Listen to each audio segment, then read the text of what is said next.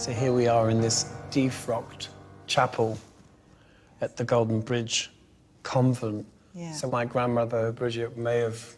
More than likely did worship possibly. in here with the nuns, that's right, yeah, yeah. I suppose what I'm interested in is what would life have been like for my grandmother here?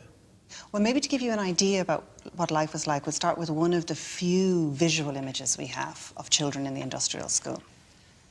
So Wow. that's actually the girls lace making in this image. So the industrial schools were created in the 1860s with the specific purpose of taking in vulnerable or abandoned children and giving them a training to make them, as they would have said at the time, useful citizens.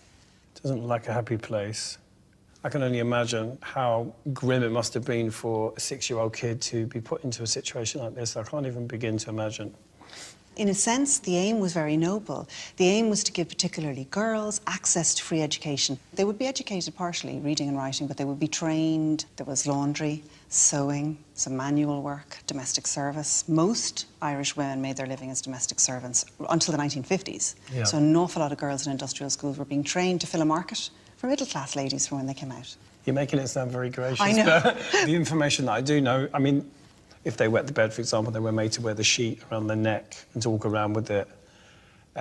It just sounds like such a grim place. And that story recurs quite a lot in witness testimony for the period that your grandmother was there, so from the 1920s to the 1930s particularly. In fact, this is a witness statement that is reproduced in the Ryan Report, which was a report done into the industrial school system.